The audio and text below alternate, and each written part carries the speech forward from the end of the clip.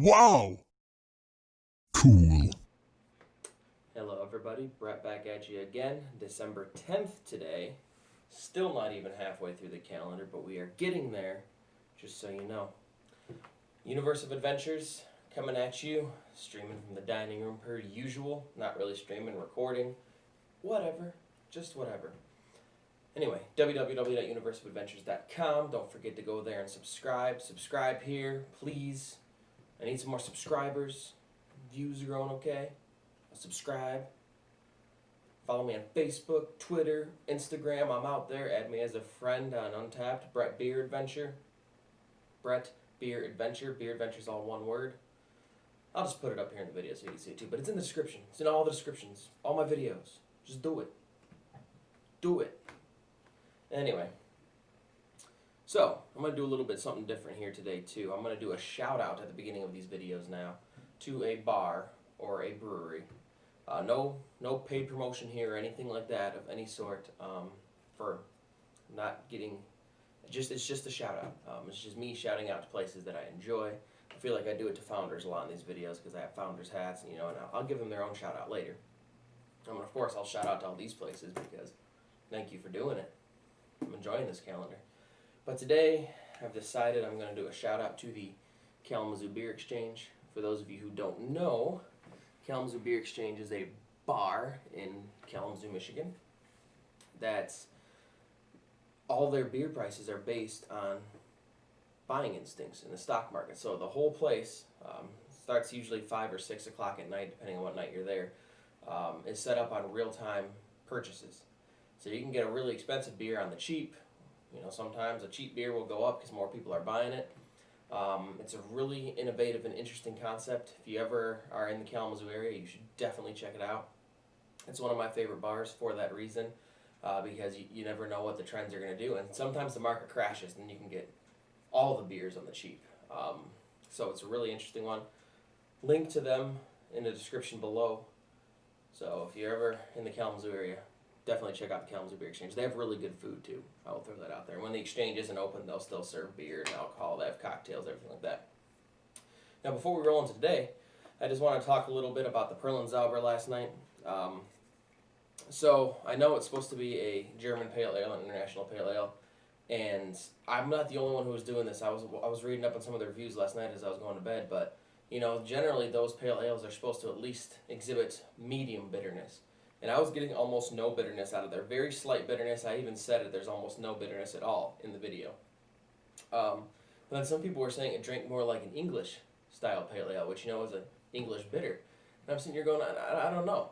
But like I said, everybody has different tastes. Everybody perceives it different. I like really extremely hoppy IPAs, so maybe I'm not getting too much bitterness out of this because I get the bitterness out of that quite often. That could be the reason. Who knows? But that's why I didn't include bitter on my Untapped, for example, was that reason. But then what was weird, and this is just always goes to you could get different flavors and tastes at different times, depending on your palate. I was eating salt and vinegar chips when I was finishing this off last night. And I started to notice a hint of bitterness starting to creep in after I did my second pour because I can't get all of it out. Ooh, there's still some in there. That's a party foul. Not much, though. It's just like little droplets, and I'm not going to drink it now because it's the next day. But I noticed it on my second pour before I even got into the chips. And that's why I've been saying I've been wanting to get lower down on the beer to be able to tell you guys a review on it. But I don't want you to sit here and watch me drink the whole beer. I mean, that just takes a lot of time. And I don't want to waste your guys' time. I'm enjoying it because I'm drinking the beer, but I don't want to waste your time with it. But as I was eating those salt and vinegar chips, I realized the bitterness started to make itself more prevalent. I still wouldn't call it medium hop bitterness. I would say it was more light. Definitely the malt overflavored it, and for that reason I kind of would compare it more to kind of a international pale lager than anything, but it wasn't a lagered beer, and you could tell that too. So it was just very interesting. But like I said, I've never really had a German pale ale before. I was only going off the preface of what a international pale ale was, so maybe they do things different in Germany. I said doo-doo. That's immature. What a fool. Anyway, so that's where I'm at on this. My opinion on it. Not too much hop bitterness, but yeah. Anyway, had to wait for it to hit because then I could talk. It landed in a box. Hope there's nothing important in there. So, we're on day 10. we're going to go ahead and get to it because I feel like I've already wasted your time enough. So I'm going to waste your time trying to find it too because I don't know where it's at. Oh, right here. What's it going to be today? Smoked beer? Why do I always want it to be the smoked beer? Try to smoke beer. It's been a while since I've had a good smoked beer. Come on. No. This is very awkward, actually. Very, very awkward. Let me do some checking here.